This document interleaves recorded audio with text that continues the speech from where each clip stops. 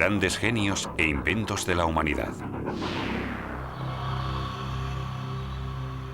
Aparecen como de la nada, sin previo aviso. Primero, solo se percibe un temblor. Después, empieza a tambalearse todo. La tierra tiembla. Quien nunca lo haya vivido no puede imaginarse la terrible violencia de un terremoto. Puede limitarse a una débil sacudida o puede destrozar ciudades enteras en pocos segundos. Y deja escenas terroríficas. Montañas enormes de ruinas y escombros y gente desesperada. Suelen morir miles de personas y decenas de miles se quedan sin hogar. La tierra tiembla. Emil Wiechert y el sismógrafo. Desde siempre el hombre ha intentado encontrar una explicación para la ira de la tierra. En la cultura hindú de la antigua India se creía que 8 elefantes gigantes transportaban la tierra. Y si uno se tumbaba a descansar, se percibía en forma de terremoto. En Japón estaban convencidos de que el fenómeno estaba provocado por un siluro, Namazu, que vivía en el lodo bajo la superficie de la tierra. Si era demasiado travieso, venía el dios Kashima y le reprendía pegándole con una piedra mágica. Eso era lo que producía el temblor.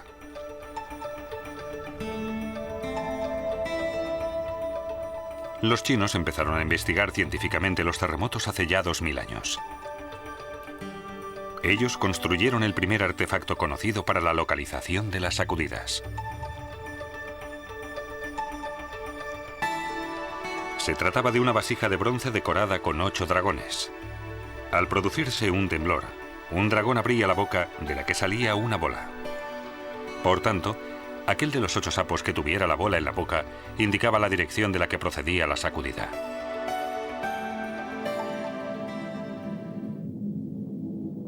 El primer sismómetro que se inventó en Europa fue obra del francés Jean de la Hautefeuille a principios del siglo XVIII. Una sencilla fuente de mercurio que se desbordaba al producirse un temblor, proporcionando así información sobre su dirección y su fuerza.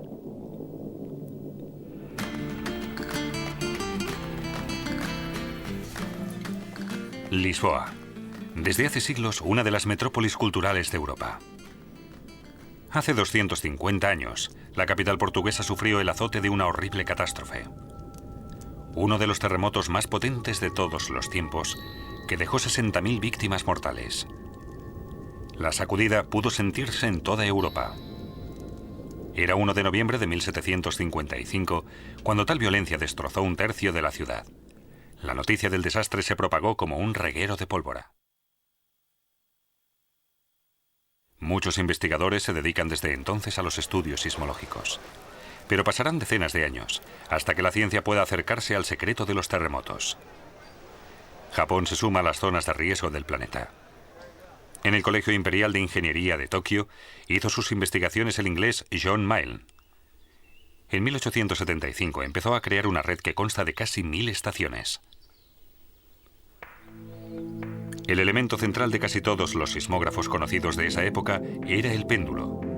Ante un temblor, la Tierra se mueve de un lado a otro. Debido a su inercia, después el péndulo se queda quieto y posibilita la medición de la fuerza del temblor. Pero poco a poco, el péndulo empieza a balancearse, con lo que los resultados no son válidos. Este problema lo resolvió el geofísico Emil Wiechert. Wiechert nació en 1861, en Tilsit, Prusia Oriental. Creció en Königsberg, en el seno de una familia modesta y finalmente estudió física. Wiechert estudiaba los más distintos fenómenos: la estructura de la materia, el origen de las auroras boreales o la gravitación.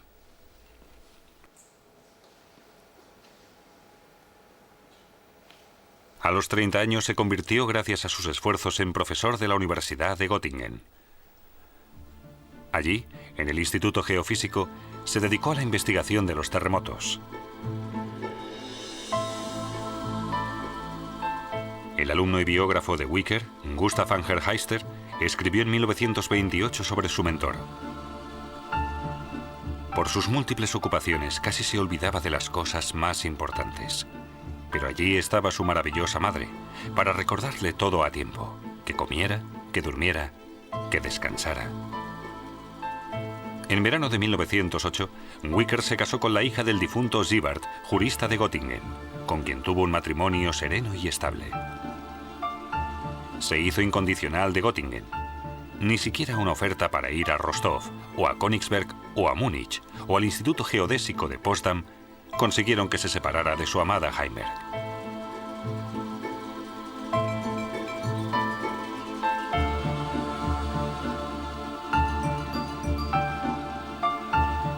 Aún hoy, varias reliquias demuestran en un bosque cerca del instituto el ingenio que Wicker tenía entonces.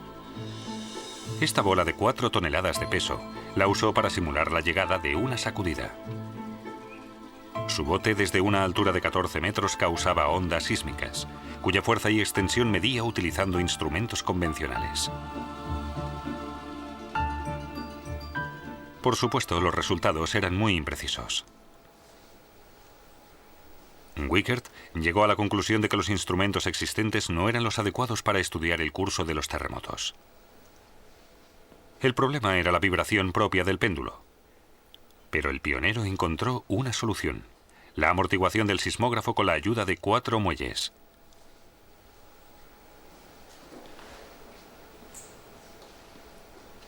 El invento de Wickert se basa en el principio del péndulo invertido. Y en una base de metal larga y estrecha se fija una pesa. Esta reposará sobre una peana que contendrá el movimiento. Toda la construcción mantiene un equilibrio extremadamente delicado.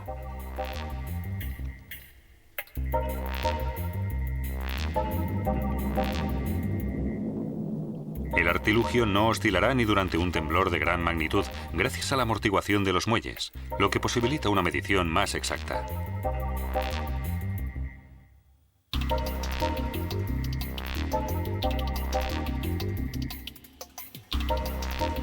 En el sismógrafo original de Wickert, la pesa estaba entre 1 y 5 toneladas. Puede verse en funcionamiento en el Instituto de Göttingen. Finas varillas graban las sacudidas sobre papel carbón, incluso cuando se producen a cientos de kilómetros de distancia. Son instrumentos tan sensibles que producirían una desviación enorme si simplemente tocáramos suavemente el gran sismógrafo con el dedo.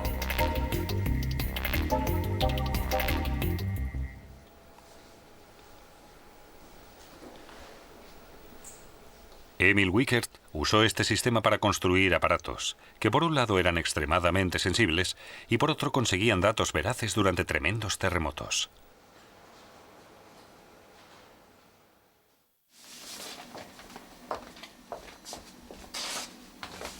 A partir de 1903, en Göttingen se anotaban las sacudidas sobre papel carbón y se fijaban con alcohol y goma laca. Aunque hoy en día el método esté anticuado, se conserva como una tradición. En el extenso archivo de Göttingen, Wickert dejó importantes informaciones sobre la potencia destructiva de los terremotos. Junto al matemático Gustav Herglotz, desarrolló un procedimiento de evaluación de la extensión de las ondas sísmicas. De él surgieron sus conclusiones sobre la estructura de la Tierra. Ya en 1896, Wickert afirmó que nuestro planeta debía tener un núcleo metálico, teoría que está vigente actualmente. Los escritos de Wickert se suman a los cimientos del conocimiento moderno de los terremotos. Hoy se sabe que los hay de 3 tipos diferentes. Los temblores de derrumbamiento se producen cuando la ruptura se da en un espacio subterráneo. La actividad volcánica también provoca temblores, pero el 90% de ellos tiene otras causas.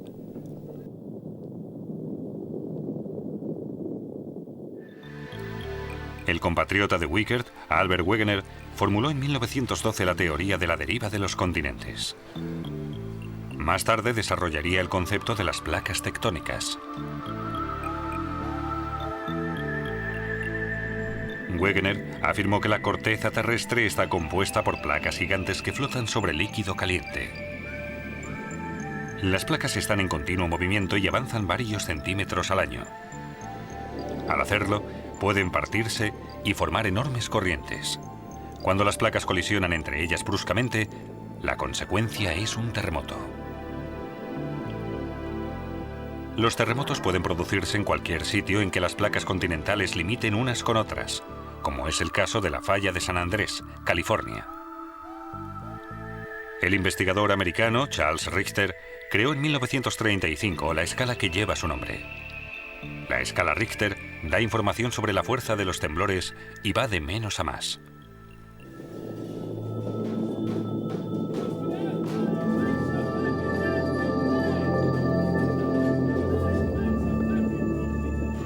También es decisiva la constitución del suelo. Un terremoto en suelo blando provocará claramente más daños que uno en suelo duro. Por ejemplo, la Ciudad de México, una metrópoli que se erigió sobre un lago seco. En la catástrofe de 1985, un tercio del casco antiguo quedó a ras del suelo, mientras que en el epicentro, a 350 kilómetros de distancia, apenas se percibió.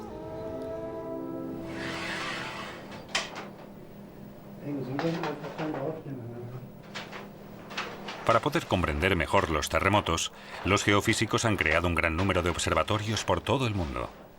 Allí se registra y cataloga cualquier movimiento del planeta.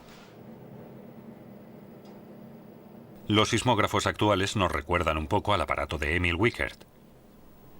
El principio es el mismo, pero la técnica ha avanzado considerablemente. Ahora las anotaciones y valoraciones de los datos se controlan por ordenador. También se van sumando nuevas tecnologías. Sofisticados medidores de desplazamiento registran si se producen grietas en el suelo. Radiotelescopios y sistemas de navegación GPS localizan la posición exacta de las placas continentales. La tecnología láser se encarga del resto. Gracias a ella se puede calcular en fracciones de milímetro el desplazamiento que se produce entre las placas. El trabajo científico es a veces paradójico. En Parkfield, Estados Unidos, los sismólogos de la Universidad del Sur de California llevan 20 años esperando un terremoto. Han equipado toda la zona con medidores y han hecho incontables pruebas de suelo. Y precisamente allí, donde la probabilidad de terremotos es especialmente alta, la Tierra se ha quedado quieta.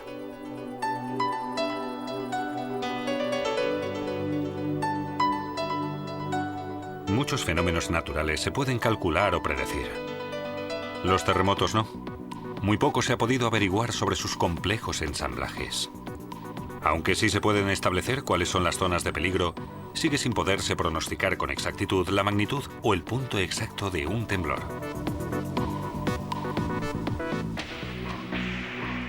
Actualmente se está trabajando en un sistema de alerta. Eso posibilitaría que las zonas de aglomeración afectadas redujeran al mínimo los daños. En los segundos que preceden a una sacudida, el sistema podría, por ejemplo, obstruir las tuberías o detener los trenes. La tecnología actual por el momento no permite hacer más.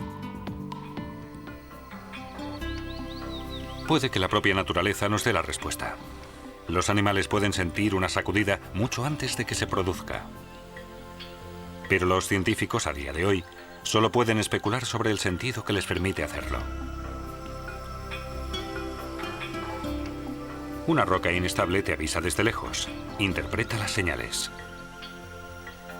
Interpretar las señales. Los científicos solo han podido hacerlo con algunas. El propio Emil Wiechert tuvo que reconocer el poder de la Tierra, aunque no se rindió nunca.